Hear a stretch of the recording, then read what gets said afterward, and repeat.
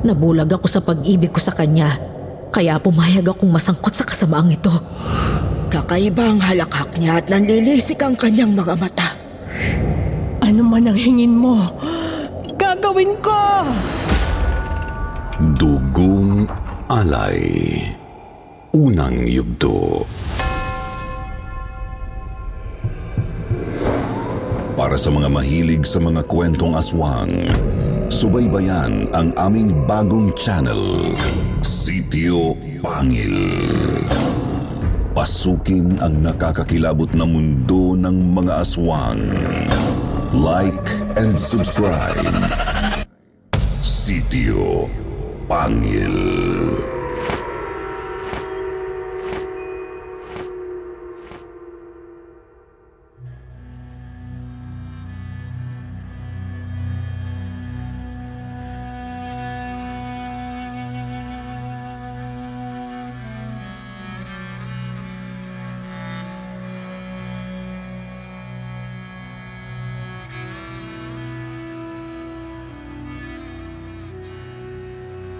May mga pamilyang may tinatagong kwento na ipinapasa sa bawat henerasyon.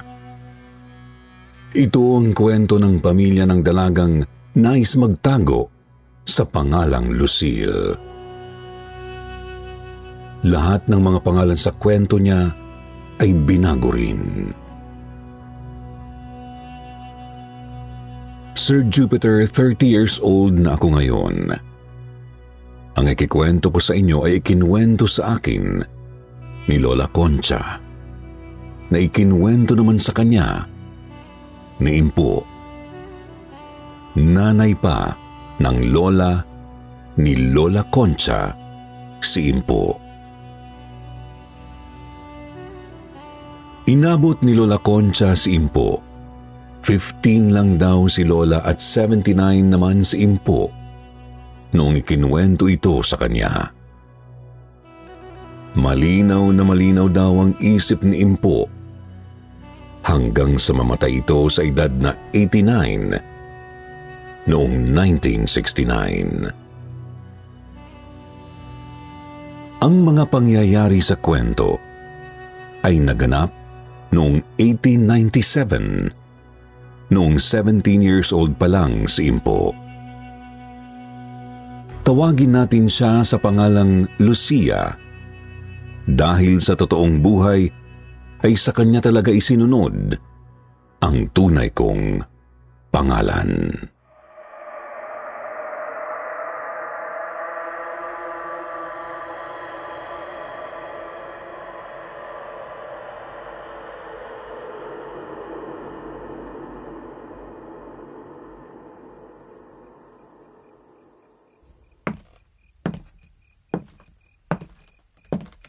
Concha, nasa edad ka na para malaman ang sikreto ng ating angkan. Malamang ay kahuli-hulihan ka nang makakarinig nito mula mismo sa bibig ko. Kaya makinig ka ng mabuti. Ikaw na ang magpapasa ng katotohanan ito sa mga susunod na henerasyon. Sikreto po ng ating angkan, Impo? Oo. May pinagkakautangan ng loob ang ating angkan. At kailangang malaman ito ng lahat ng henerasyon sa ating pamilya. Mga magsasaka ang pamilyang kinagisnan ko sa lupain ng mayaman at makapangyarihang sina Don Claudio at Doña Elena. Nasa isang baryo kami sa silangang bahagi ng gitnang Luzon. Isang taong gulang pa lang daw ako noong namatay ang tatay ko. Wala akong kapatid. Muling nag-asawa ang nanay ko. Sa kasamaang palad, namatay siya sa panganganak sa kaisa-isa ko na sanang kapatid. Nakasama niya ring namatay. Naiwan ako sa aking amain. Muling nag-asawa si Chong. Nagkaanak sila ni Chang ng 3 na pawang lalaki. Naging sampid ako sa pamilya dahil hindi naman nila ako kaano-ano. Mula pagkabata hanggang sa pagdadalaga, sa akin na lang lahat ng gawaing bahay. Pinagtatrabaho pa ako sa bukid kapag ganihan. Ang tanging kaligayahan ko noon sa buhay ay si Berto, ang aking katipan. Anak siya ni Kyle Yong, isa sa mga katiwala ni Don Claudio sa hasyenda. Lihim ang relasyon namin ni Berto dahil hindi pumapayag sina Chong na maligawan ako. Pagkatapos kong maghatid ng agahan kay Chong sa bukid, habang papauwi, ay nagtatagpo kami ni Berto sa kagubatan, hindi kalayuan sa ilog. May oras ako sa umaga dahil pagkatapos niyo ay nagdadala ako ng mga panindang prutas at gulay sa suki naming tindera sa palengke. May dahilan para tanghaliin ako nag-uwi sa aming kubo.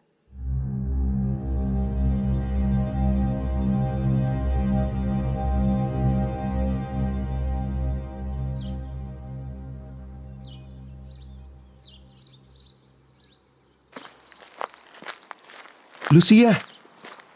Berto! Kanina ka pa ba naghihintay? Pasensya ka na, natagalan ako sa pagluluto ng agahan. Ay, nabasa yata yung panggatong namin kaya ang tagal bago ako nakapagpaningas. Nakagalitan tuloy ako ni Chong. Gutom na raw kasi siya. Sa akin ay wala kang ipag-aalala. Maghihintay ako kahit gaano katagal, mahal ko. Ito lang din ang kasiyahan ko bawat araw. Ang makita't makasama ka. At mayakap ka ng ganito. Berto. Pinakaiibig kita, Lucia.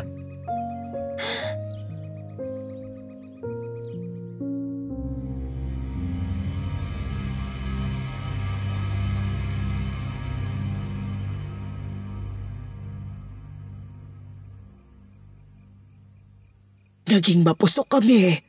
At nang umagang yon, ay may nangyari sa amin sa kauna-unahang pagkakataon.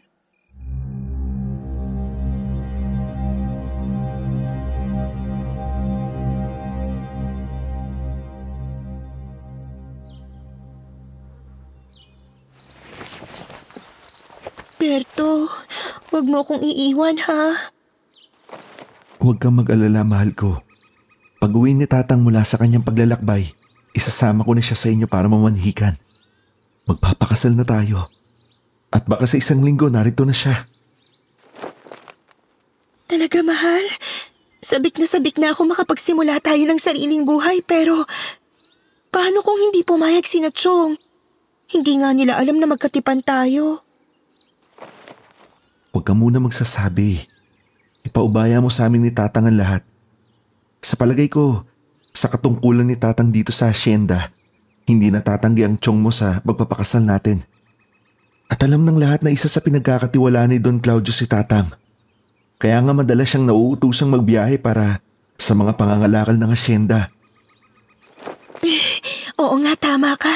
Hindi makatatanggi si Chong sa Tatang mo. Halika, magbanlaw tayo sa ilog. Dadaling ko pa sa palengke itong mga bagong pitas na prutas. Oh, dahan-dahan ka.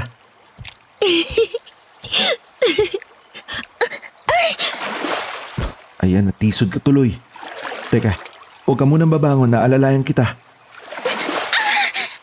Berto, itayo mo ako! Dali! Diyos ko, bangkay!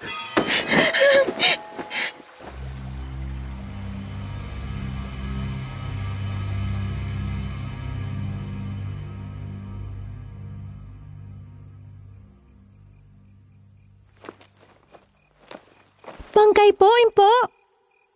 Bangkay ng babae. Sigurado kaming patay na siya dahil naninigas na ang katawan. Mukhang kasing gulang ko siya. Nasa pampang siya ng ilog. Parang inano doon.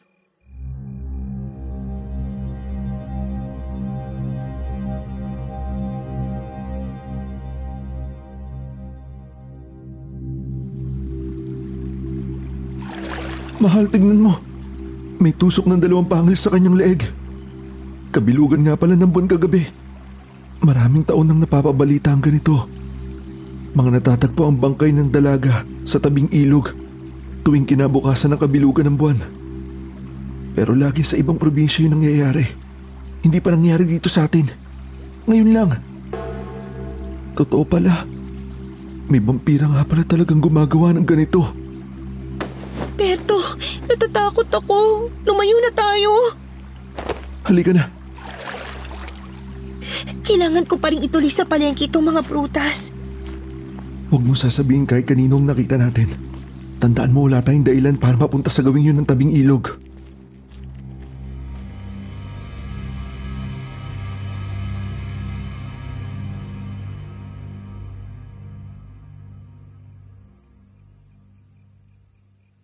Totoo ba yon, Impo? Pinatay ng vampira yung babaeng nakita niyo sa ilog? Ang alam ko lang nung mga oras na yon ay may nakita kaming bangkay ng babae na may 2 tusok sa leeg. Kinabukasan, may nabalitaan na ako mula kay Katindeng, yung suki naming tendera sa palengke na pinaghahatiran ko ng prutas.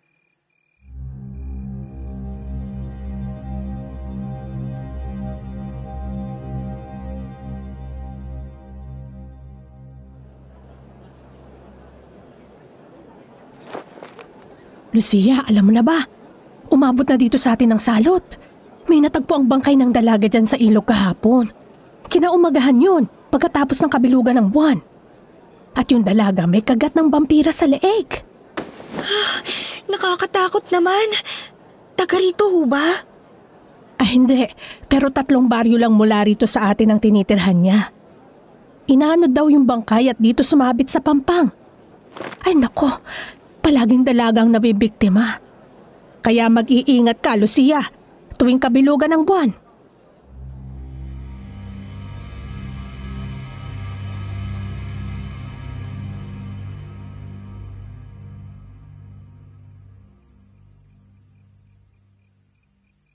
Takot na takot ang buong baryo namin, lalo na ako. Hindi ko makakalimutan ang bangkay na nakita namin ni Berto. Lalo akong natakot nang magpaalam si Berto sa akin.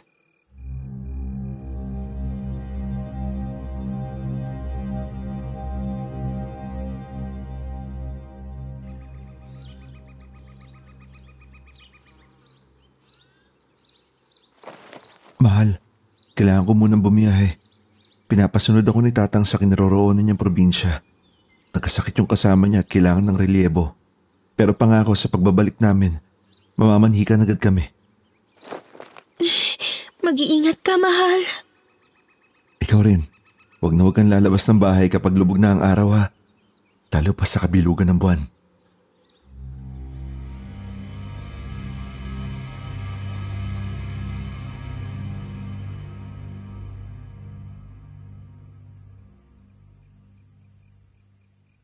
Ang inaasahan nun ni Berto ay 1 linggo lang siyang mawawala.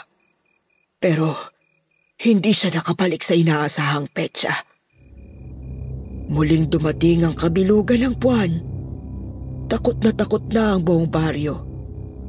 Nung gabing yon, hindi pa man lumulubog ang araw, ay nasa loob na kami ng kubo at nakapinid na ang pinto at lahat ng bintana.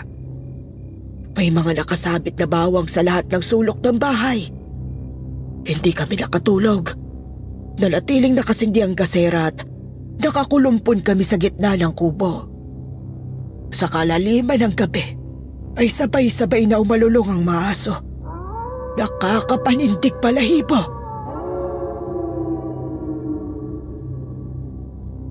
Kinabukasan, may balita uli si Katindeng.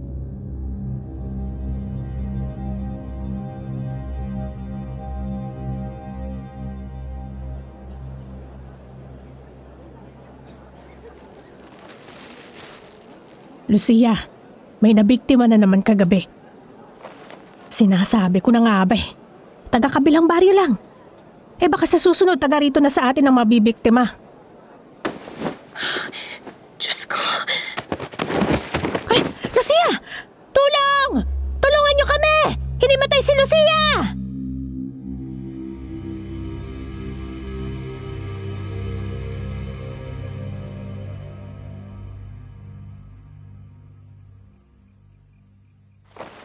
Ano pong nangyari sa inyo, Impo? Bigla lang akong nahilot na wala ng ulirat. Nang mahimasmasan ako, ay pinagpahinga muna ako roon ni Katindeng at binigyan ng tubig. Muling lumipas ang 1 buwan at wala pa rin si Berto. Nag-alala ako dahil wala siyang padalang sulat man lamang. Liban pa roon, lahat kami natatakot sa papalapit na muling kabilugan ng buwan. Pero ilang araw bago nun, ay may nangyaring hindi ko inasahan. Dumating sa amin si Kamando. Isa rin sa mga katiwalang lalaki ni Don Claudio. Sa itsura pa lang ay nakakatakot na si Kamando. Malaking lalaki siya at mukhang berdugo. Hindi siya ngumingiti. Sa labas sila ng kubo nag-usap ni Chong pero dinig namin mula sa loob ng bahay ang kanilang pag-uusap.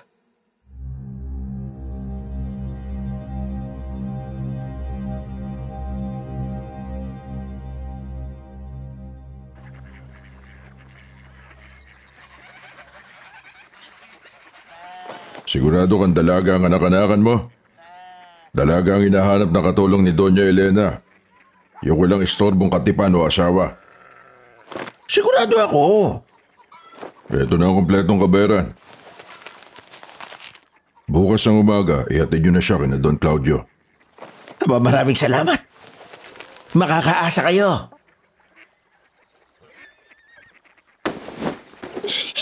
Chang, ayoko! Hindi ka pwedeng umayaw. Sila ang batas dito. Maganda ka na ng mga gamit mo, Lucia. Bukas ng umaga, lilipat ka na sa bahay na bato. Napakaswerte mo at napili ka nila. Chong, may pagtatapat ako sa inyo. Magbalik kina Kailyong at Berto mula sa ipinag-utos ni Don Claudio na biyahe. Mamamanhikan na sila sa inyo. Magpapakasal na kami ni Berto.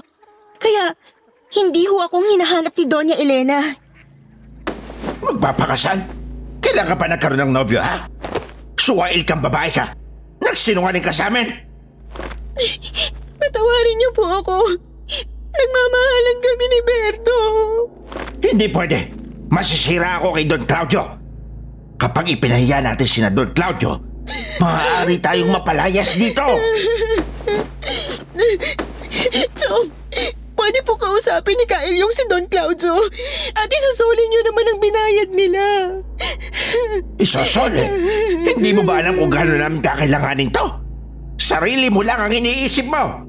Ito na nga lang ang pwede mong gawin para sa aming katumbas ng pagpapalaki namin sa'yo. Pinagbabawal ko makipag-ugnayan ka pa kay Berto, Lucia. Magmula sa oras na to, putol na ang anumang ugnayan ninyo. At wag na wag mong sasabihin kina Don Claudio na naging magnobyo kayo. Kapag may nakaalam niyan, papatayin ko si Berto. Huwag siyang maawa kayo. Huwag niyo sasaktan si Berto. Kaya sumunod ka sa pinag-uutos ko.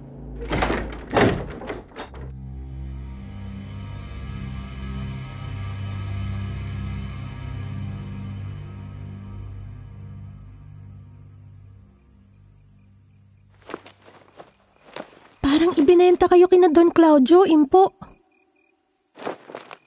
Ganoon na nga. At wala akong nagawa. Kilala ko si Chong. Kapag nasira siya kay Don Claudio, maghihiganti siya kay Berto. Kinailangan kong sumunod sa utos niya.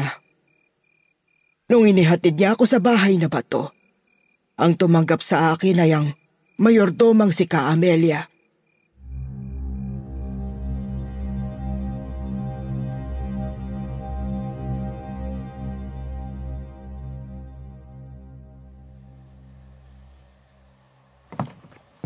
Halika, Lucia.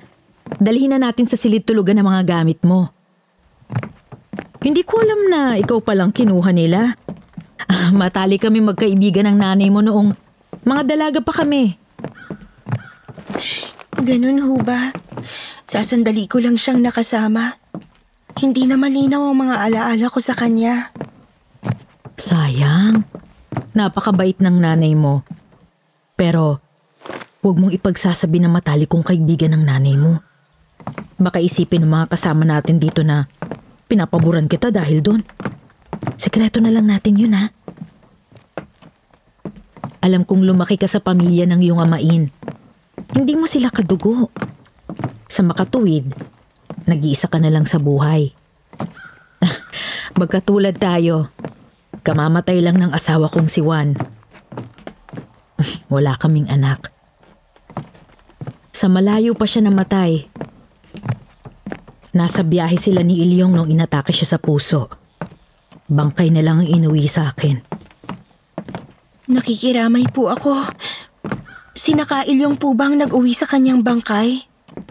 Ay hindi. Hindi pa tapos na Ilyong sa pinapagawa ni Don Claudio. Ipinasundo na nga lang ni Ilyong ang anak niyang si Berto bilang kapalit ni Juan. Nagbayad na lamang sila ng taong naghatid sa bangkay ni Juan dito.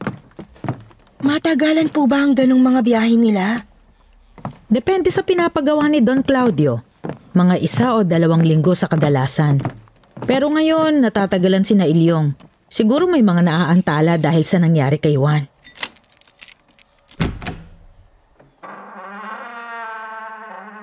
Ito ang iyong silid tulugan. Ibaba mo ng gamit mo. 3 kaming katulong dito, ika-4 ka. Ikaw ang pinakabata at ikaw lang ang dalaga. Si Susana, asawa ni Mando. Si Yolanda, byuda rin katulad ko. Ang mga amo, kilala mo na. Sina Don Claudio, ang asawa niyang si Doña Elena, at ang lola niyang si Doña Clarita. 90 anyos na si Doña Clarita. Pero hindi pa alagain. Walang sakit yun. Hindi rin ulyanin. Matalas pang isip. Nakakalakad pa ng dahan-dahan. Pero si Doña Elena, yan ang malaking sikreto ng pamilya na hindi mo dapat isiwalat kanino man. Bakit ho? Anong sikreto?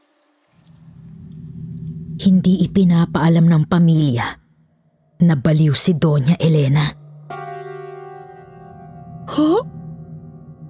Ayon sa mga kwento ng dating katiwala dito, nabaliw siya nung nakunan sa dapat na unang anak nila. Nasa kwarto lang lagi si Doña Elena, hindi pinapalabas ng walang bantay. Doon namin siya pinapakain, pinapaliguan at binibihisan. Oh, halika na. At nang maipakita ko na sa iyo ang mga gawain, ipapakilala muna kita sa matandang babae.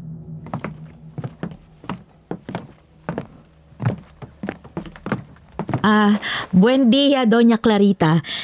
Esta es la nueva sirvienta Lucia. Muy buena, muy hermosa. ¿Cuántos años tiene? Ilang taon ka na raw? 17 po. Excelente! Buen día, Don Claudio.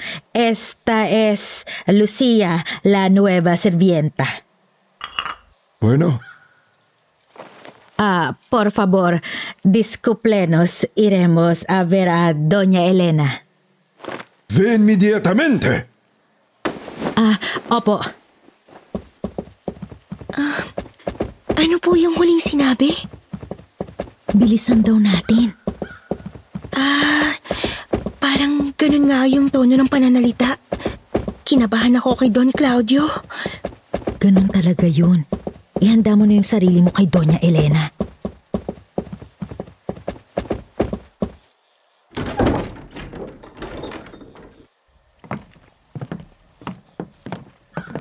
¿Quién eres? Soy Amelia, tu sirvienta, Doña Elena. Esta es Lucia, la nueva sirvienta. Mentirosos. Todos ustedes son asesinos. ¡Me vas a matar! Lagi niyang sinasabi ng lahat na nandito mamamatay tao. Gusto daw siyang patayin. Doña Elena, soy tu amiga. ¿Qué vestido quieres usar hoy? ¿Rojo? ¿Amarillo? ¿Rosa? Rojo.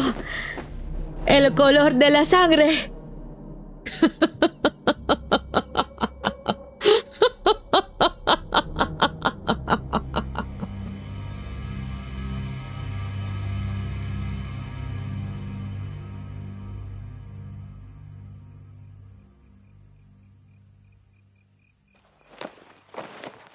Kinilabutan ako.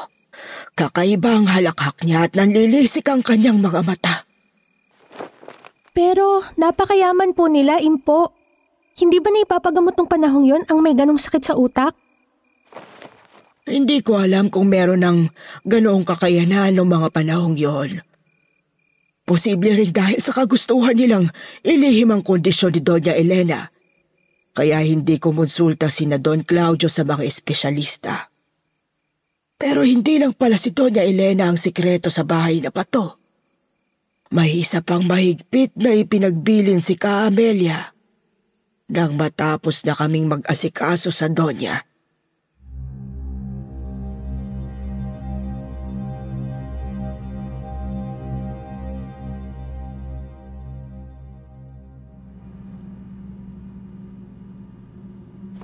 Lucia, may isang bagay pa na kailangan mong pakatandaan. Huwag na huwag kang dadako sa likod ng bahay. Bawal kang pumunta ron. Bakit po? May sikreto din ba doon? Mas mabuti pang huwag mo nang alamin. Isa pa, banda ron ang silid tulugan ng mga katiwalang kalalakihan. Bilang babae, lalo pat dalaga ka, hindi ka dapat lumalapit doon. Opo.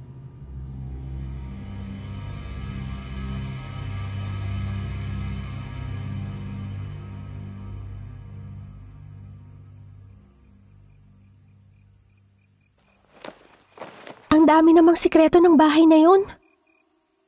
Nahirapan akong makatulog sa una kong gabi doon. Kahit mas komportable ang higaan kesa sa banig ko sa kubong kinalakhan. Iyak ako ng iyak.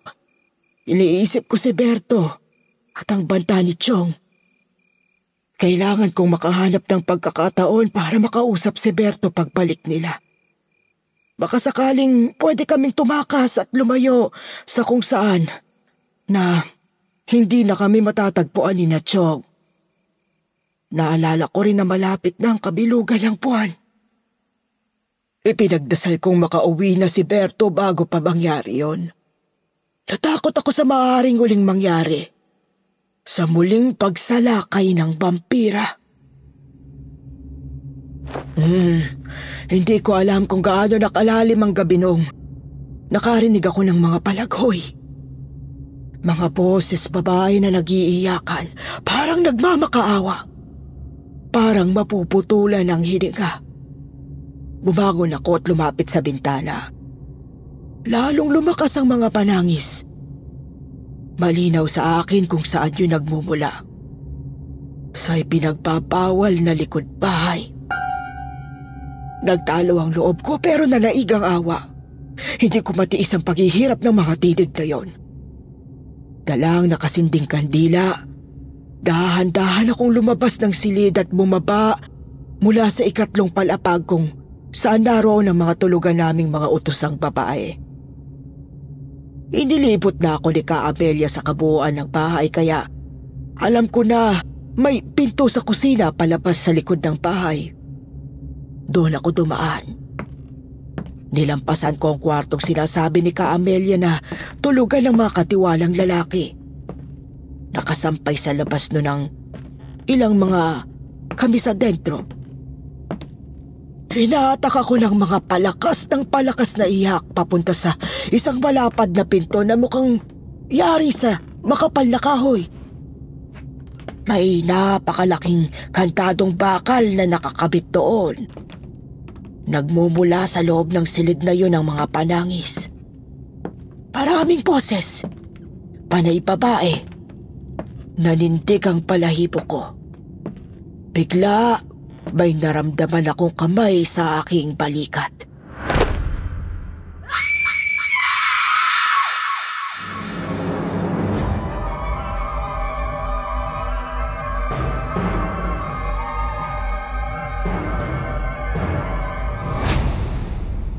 Ikalawang yugto.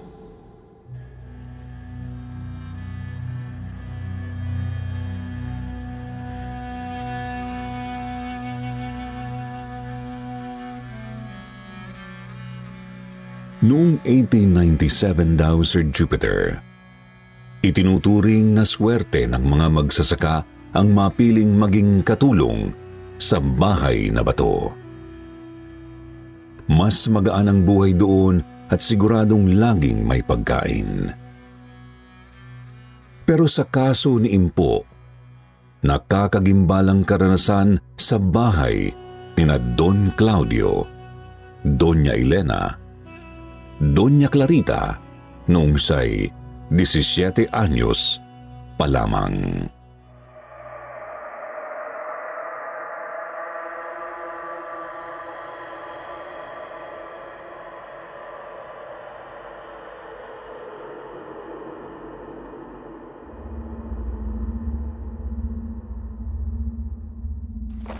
Napatili ako, Concha, nang maramdaman ko ang kamay sa aking balikat. Nakatayo ako sa harap ng malaking pinto sa likod bahay. Nagmumula sa loob ang naririnig kong mga panaghoy ng mga boses babae.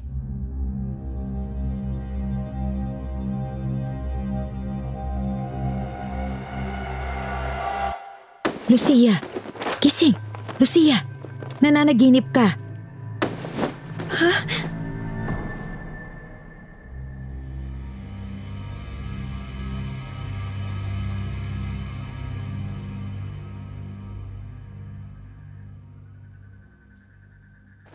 Naalimpungatan ako. Niyuyug-yug ako sa balikat ni Ka Amelia. Nakatayo ako sa labas ng aking silid-tulugan. Ilang hakbang lang ang layo ko mula sa itaas ng matarik na hagdan.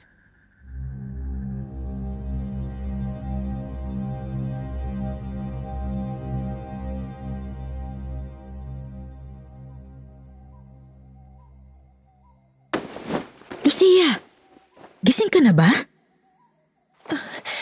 Ka Amelia, bakit ako narito? Mukhang bumangon ka at naglakad habang nananaginip. Buti na lang at paakyat ako uli galing palikuran. Akala ko bababa ka rin para umihi. Pagkatapos, nung kinausap kita, napansin kong para kang tulala. Kaya kita niyugyog. Aba, kung hindi pala kita nakasalubong, baka nahulog ka na sa hagdan. Panaginip lang ba yun? Parang totoong-totoo. Ano bang napanaginipan mo? Yung ipinagbabawal na likod bahay, yung malaking pinto na may kandadong bakal. Paano mo nalaman ang tungkol sa pinto? Hindi ko yun inilarawan sa'yo. Nakita ko sa panaginip, nakatayo ako sa harap noon. At may narinig akong maraming mga babaeng umiiyak, nananangis, sa likod ng pinto. Diyos ko, Lucia, wag na wag mong sasabihin kahit kanino ang bagay na yan. Lalo na dito sa bahay. Natatakot ako, Ka Amelia. Halika, doon ka muna matulog sa silid ko. Pandalawahan naman yung kama ko. At mabuti na yon, sakaling maglakad ka uli ng tulog. Ka Amelia, may mga babae bang naroon ngayon? Wala, Lucia. Walang laman ng silid na yun ngayon.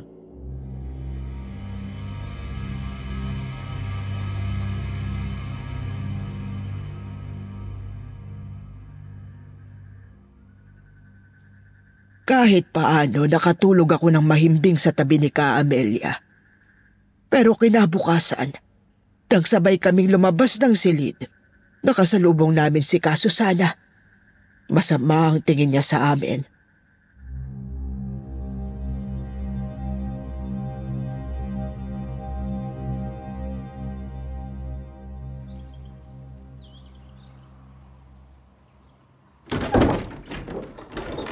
Bakit dyan mo pinatulog, Amelia? Natakot siya kagabi kaya pinalipat ko muna siya ng pansamantala. Ano naman sa'yo? Pwede ba kitang makausap, Amelia?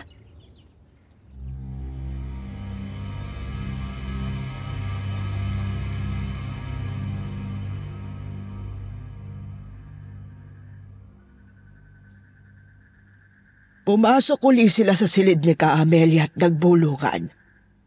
Paglabas nila'y magkasalubong ang mga kilay ni Ka Amelia.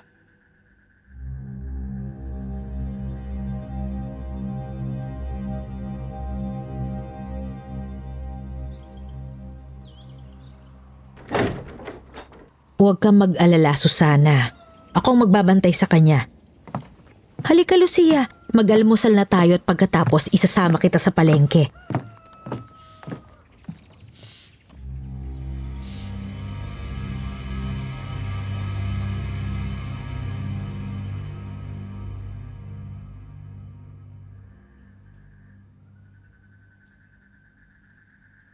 Hindi ko alam kung anong pinag-usapan nila pero tahimik si Ka Amelia at mukhang problemado habang nag-aagahan kami. Naglalakad na kami papuntang palengke nang maduwal ako sa tabing daan.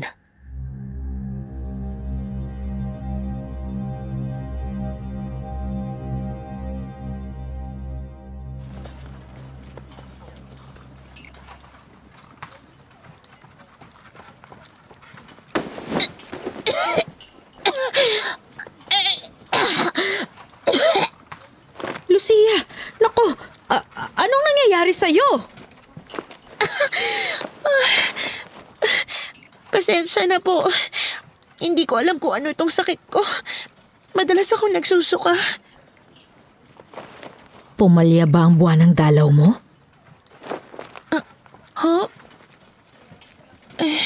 Lagi naman hong pumapalya magmula pa noong una kong dinatnan.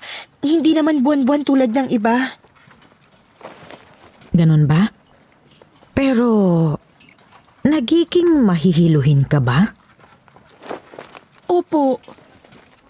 Lucia, kung may nobyo ka at may naggaganap sa inyo, baka buntis ka. Ka Amelia, papatayin siya ng tiyong ko. Halika, Lucia. Mag-usap tayo. May kailangan kang malaman.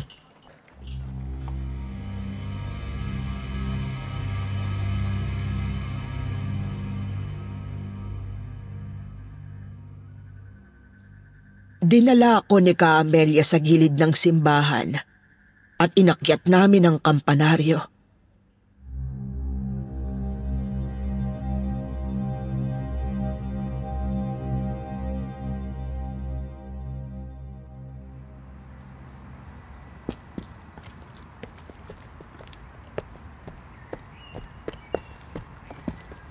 Dito tayo para walang makarinig. Nakataya ang buhay natin pareho. Po? Bakit po pati kayo? Ako, alam ko kapag nabunyag na buntis ako sa pagkadalagay, ipahuhuli ako ni Padre Damian sa Guardia Civil at ipakukulong. Posible pang may kaparusahang paglalatig ko. Pero babalikan ako ng mahal ko, alam ko yun. Nangako siyang magpapakasal kami. Naantala lang siya. Pinagbawalan ako ni Chong na sabihin kay Don Claudio ang totoo. Ayaw nilang isoli ang ibinayad ni Kamando para ibigay ako sa bahay na bato. Higit pa sa Chong mo at kay Padre Damian ang dapat mong katakutan. Lucia, sino bang nobyo mo? Alam mo ba kung paano siya puntahan? Sa inyo ko lang po sasabihin dahil nanganganib ang buhay niya kay Chong. Si Berto po. Anak ni Ka Ilyong. Si Berto! Malamang hindi niya alam ang lahat ng nagaganap pero ang tatang niya sangkot sa panganib na kinapapalooban natin ngayon. Hindi ko po maintindihan kung bakit pati po kayo'y nanganganib. Dapat mo munang malaman ang tungkol sa pamilyang ating pinaglilingkuran. Nalaman lang din namin ni Juan ang lahat ng ito mula dun sa mga nauna sa amin na mga katiwala. Sanggol pa lamang si Don Claudio at bumabiyahe ang kanilang pamilya para magbakasyon sa ibang probinsya nang tambangan sila ng mga tulisan. Hindi lang nagnakaw ang mga tulisan, pinagsasaksak din nila ang buong pamilya. Karga noon ni Doña Clarita ang apo niyang si Claudio. Habang kapwa sila naghihingalo, humingi raw ng tulong si Doña Clarita sa kahit sinong may kapangyarihan sa dilim para sila'y masagip. Ayon daw sa Doña, yon ang kanyang tinawag dahil walang nagawa ang kanyang mga pagdarasal para maging ligtas ang kanilang biyahe.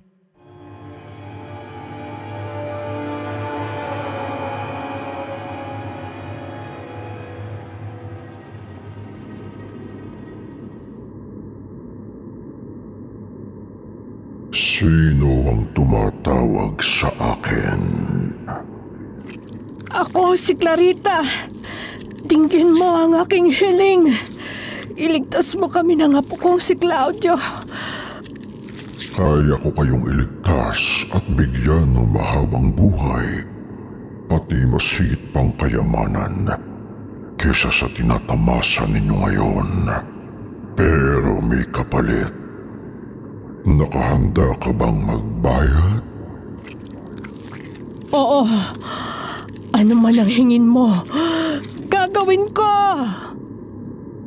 Kailangan mong mag-alay sa akin ng dugo ng birheng babae tuwing kabilugan ng buwan. Sa pagpatak ng hating gabi ay sasanib ako sa iyong katauhan. Simsimin mo ang dugo ng birhen at sa ganoong paraan malalasap ko ang alay na dugo.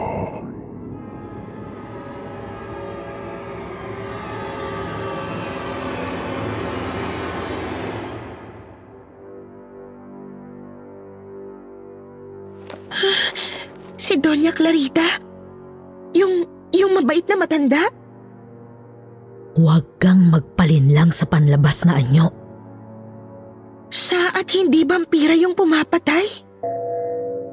May mga katulong siya, liban pa kay Don Claudio. Mula sa mga taga-hasyenda, pumili siya ng iilang katiwala. Sila lang ang pwedeng pumasok sa bakuran ng bahay na bato.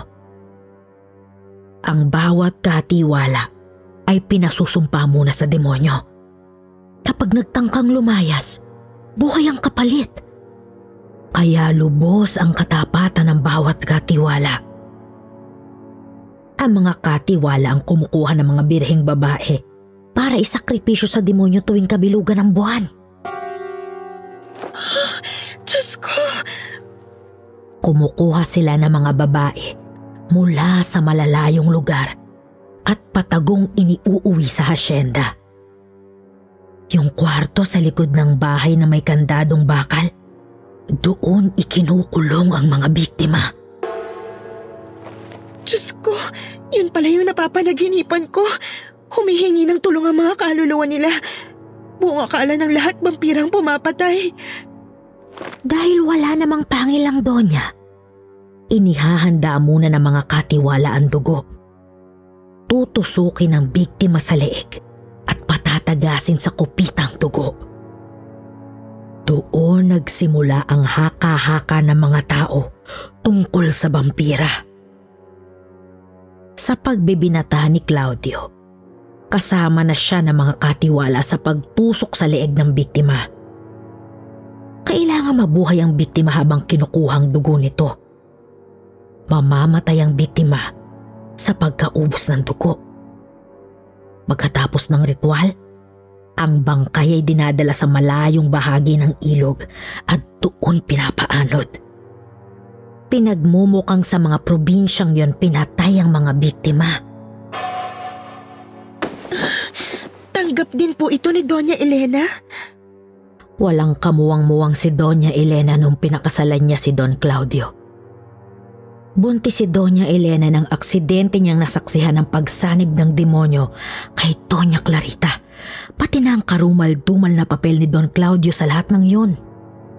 Nakunan at nabaliw si Doña Elena dahil sa labis na pagkasindak. Kaawa-awa palang dinanas niya. Ilang henerasyon na itong nagaganap dahil 50 anyos na si Don Claudio ngayon. Kapag nag-aasawang katiwalang lalaki, ipinapasok din ang asawa sa bahay na bato. Kapag nagkaanak sila ng babae, kailangan nilang ipamigay sa kamag-anak sa malayong probinsya. Hindi gagalawin ng mga anak nila. Ang mga anak na lalaki ay magiging katiwala rin pagdating ng panahon. Lahat ng katiwala sa bahay na bato, ibig mong sabihin? Oo, si Juan. Kasal na kami nung ipinagtapat niya sa akin ang katotohanan. Nabulag ako sa pag-ibig ko sa kanya, kaya pumayag akong masangkot sa kasamaang ito. Pero hindi ako pumayag na magkaanak kami. Ilyong. Pero hindi. Hindi ako makakapaniwalang pati si Berto. Sa ikinwento sa akin ni Juan nung nabubuhay pa siya, hindi pa alam ni Berto ang katotohanan. Hindi pa raw magawa ni Ilyong na ipagtapat sa anak ang lahat. Dahil alam niya hindi papayag si Berto. Kilala ko si Berto. Ngayong ipinatawag siya ni Ilyong, malamang nga ipinagtapat na sa kanya ang lahat. Hindi! Lucia, nanganganib ang buhay mo. Ang sabi ni Susana, kaya nagpahanap si Don Claudio ng birhen para manilbihan sa bahay, ay para maging reserba kung sakaling hindi makarating sina Ilyong sa kabilugan ng buwan. Ganun palang balak nila sa'yo. Ang buong akala nila birhen ka. Kapag nalaman nilang buntis ka, malamang ipapatay ka pa rin at ipatapon.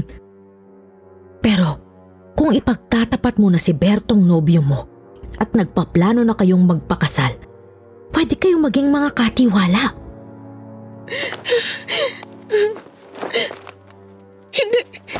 Hindi ako papayag. Ayoko. Hindi na ako nagtataka. Yan din ang inaasahan kong magiging reaksyon mo. Kaya ako sinabi kanina na nanganganib ang buhay nating dalawa ay dahil isiniwalat ko na ang lahat ng ito sa'yo. At hahayaan kitang makatakas kung yun ang gusto mo. Si Berto! Ka-Amelia! Ayun na si Berto! Bumalik na siya! Lucia! Mag-iingat ka! Berto! Lucia! Berto, hindi ako makapaniwala. Totoo ba ang lahat ng sinabi ni Ka-Amelia? Berto, hindi ako naniniwalang sangkot ka rito. Sabihin mo sa akin, Berto! Lucia! Anong kaguluhan ito? Amelia, ano ito? Tatang si Lucia po. Siya po yung nobya ko. Siya po yung pakakasalan ko. Magandang umaga ho, Ka Ilyong. Berto, pinagbabawalan tayo ni Chong. At gusto kong malinawan itong tungkol sa mga ikinukwento ni Ka Amelia. Anong ikinuwento mo, Amelia? Marami tayong kailangang pag-usapan. Doon tayo mag-usap sa walang tao. Sumakay kayo. Berto, doon sa unahan. Iliko mo sa kanan sa kakawian para makubli tayo sa mga tao.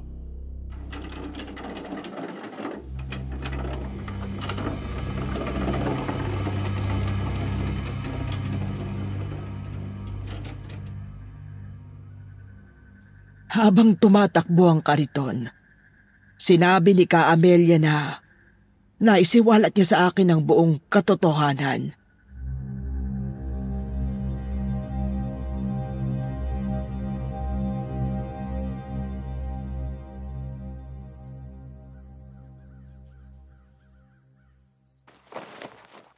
Alam mo kabawal-bawal yun, Amelia.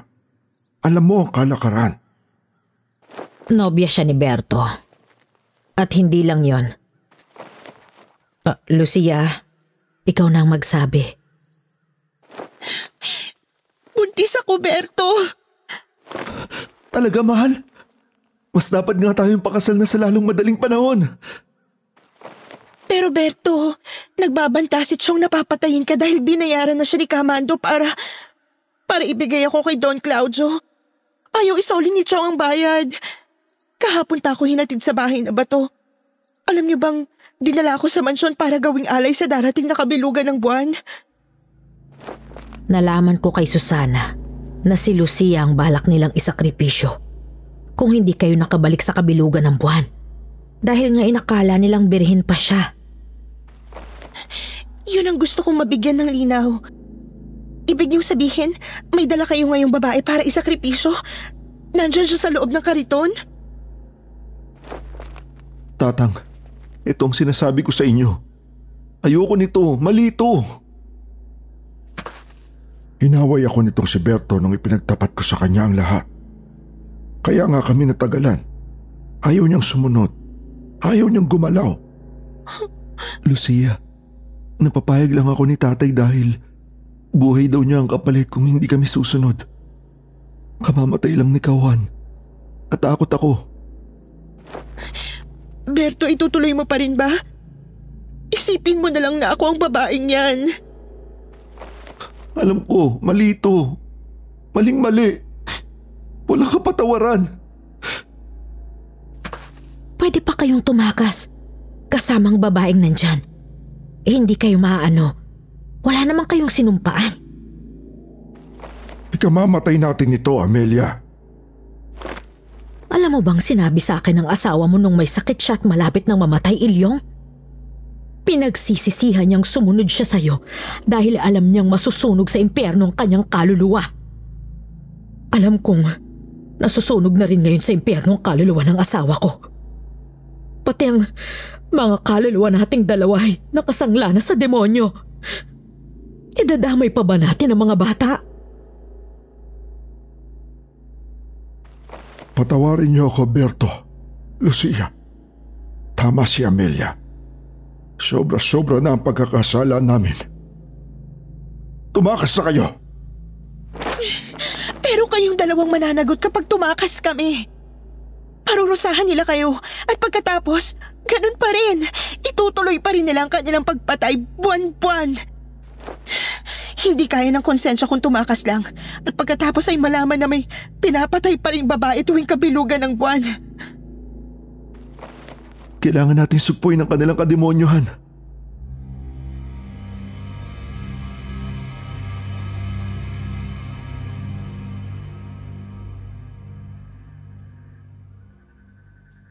Itinago muna namin ang kariton. Kami ni Ka Amelia ay bumalik sa bahay na bato matapos makapamalengke. Ginawa namin ang lahat ng mga normal na gawaing bahay.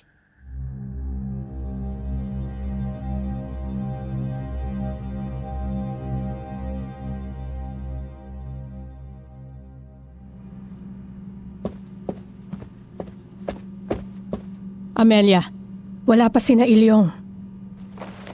Maaga pa. Baka mamayang hapon ay darating na yon. Basta ingatan mo ang relyebo.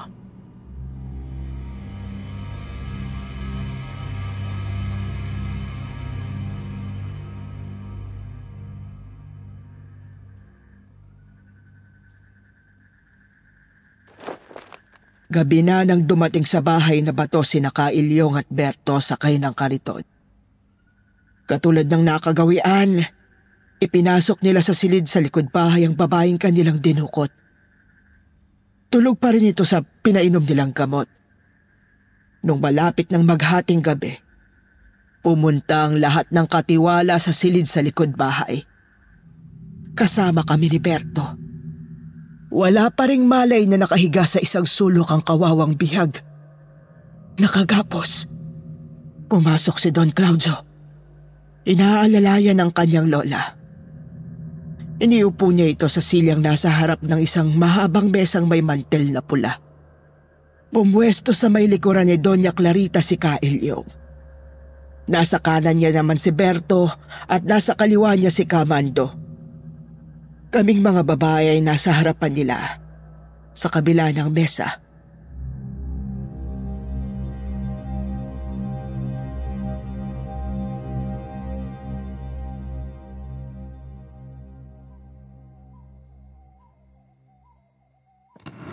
Ay, caras nuevas aquí. Mga bagong mukha. Apo, Don Claudio. Ang anak kong si Berto. Magandang gabi po, Don Claudio. Doña Clarita. Eso es bueno. Nobya po niya si Lucia. Nagdadalang tao na po si Lucia kaya magpapakasal na po sila. Novia? Mujer embarazada? Mando, explica! Paumanin po. Hindi po kasalanan ni Kamando. Inilihim po kasi namin ni Lucia sa tiyong niya. Gusto nilang dalawang manilbihan din sa inyo, Doña Clarita, Don Claudio.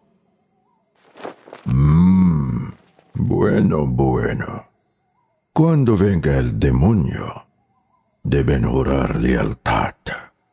Un trato. ¿Sí? Sí, Don Claudio. Está veniendo. Preparar la ofrenda.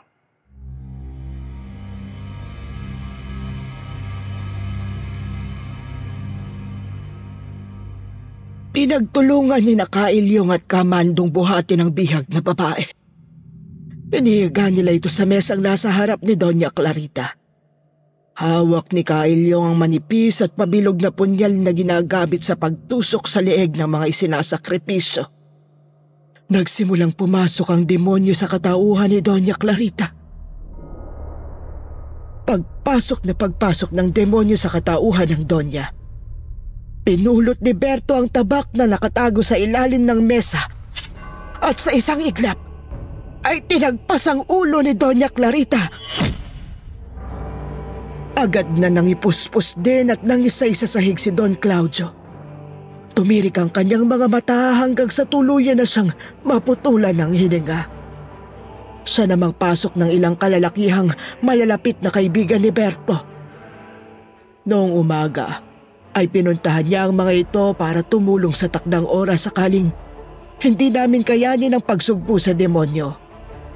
Nasaksihan nila at narinig ang lumabas na boses ng demonyo mula sa tagpas ng ulo ni Doña Clarita. Isasama ko kayo sa impyerno, mga alagad ko!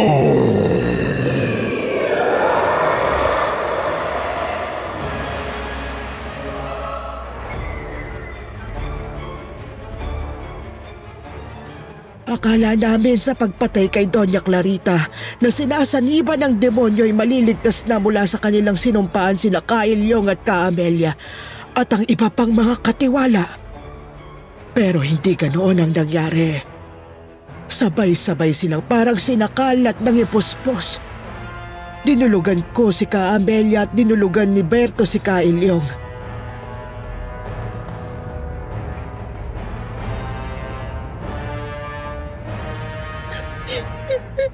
Maraming salamat po, Kaamelia.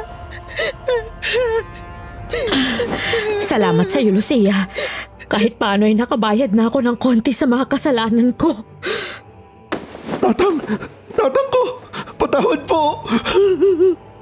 Mali ako na idinamay kita dito, anak. Patawad. Iligtas mo ang iyong mag-ina at ang bihag. Humayo na kayo! Tatang!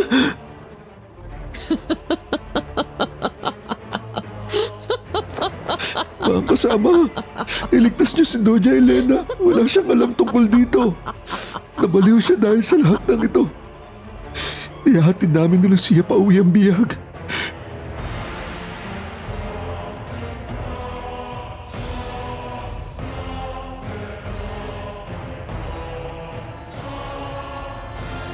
Walang alam ang babaeng bihag tungkol sa pagkakadukot sa kanya. Ni hindi niya nakita kung sinong salarin. Nagising na lamang siya noong nasa bukana na kami ng kanilang baryo. Sinabi naming nakita namin siyang walang malay sa tabing dahan. At nagmagandang loob kaming tulungan siya. Naihatid namin siya sa mismong bahay nila. Magmula roon ay hindi na kami bumalik sa aming baryo. Nagpakalayo-layo na kami ng iyong Ingkong Berto. Hinding-hindi natin dapat kalimutan ang tulong na ginawa sa amin ni Kaamelia at ng ninuno ninyong si Tatang Ilyong. Marami silang nagawang pagkakasala noong sila'y nabubuhay na lubos nilang pinagsisihan. Kailangan nila ng ating mga dasal.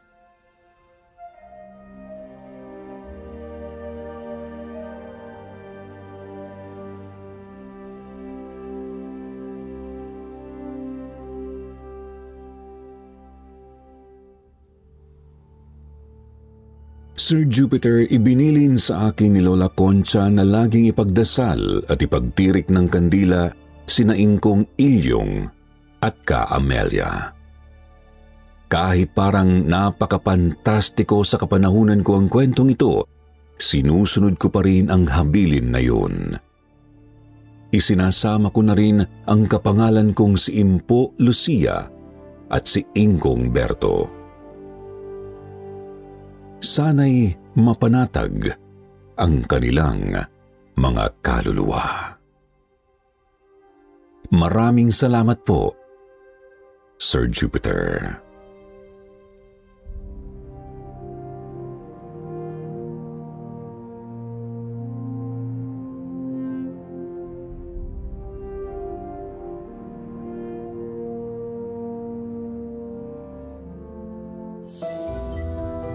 At ngayon naman ay oras na para sa shoutout portion.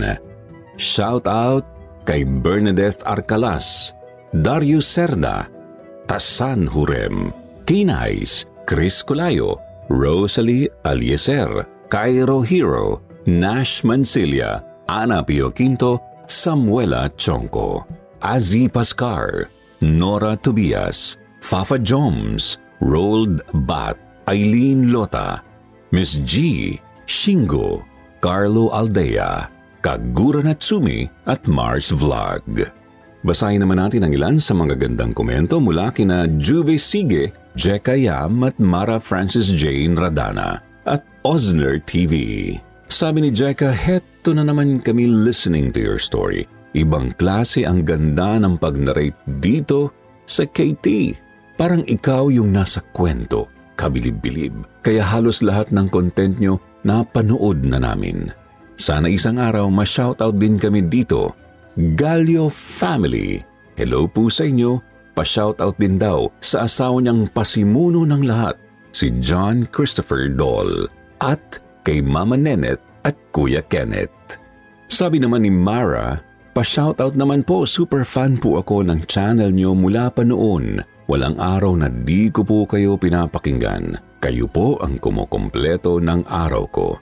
God bless and keep going po sa inyo. Best regards kina Sir Jupiter, Sir Wilmore, Miss Anne at sa buong Kwentong Takip Silim family. Sabi ni Juvie, magandang araw kakwentong Takip Silim at sa lahat ng narrators at mga tagapakinig ng KT. Pagpalain tayong lahat ng Ama. Mag-iingat tayong lahat sa paglalakbay araw-araw. Sabi naman ni Osner TV, magandang araw po mga kakwentong Takip Silim. Talagang habit ko na ang pakikinig sa inyo. Sana po mabati po ninyo ako at nakakagalak po na laging magaganda ang mga upload po ninyo. More power sa inyong YouTube channel. Sa mga hindi nabanggit, sa susunod na lang po at huwag niyo pong kalimutan na mag-reply sa ating shoutout box na nasa comment section para ma-shoutout ang inyong mga pangalan. Muli po mula sa bumubuo ng Kwentong Takip Silim, ito po si Jupiter Torres, nagpapasalamat.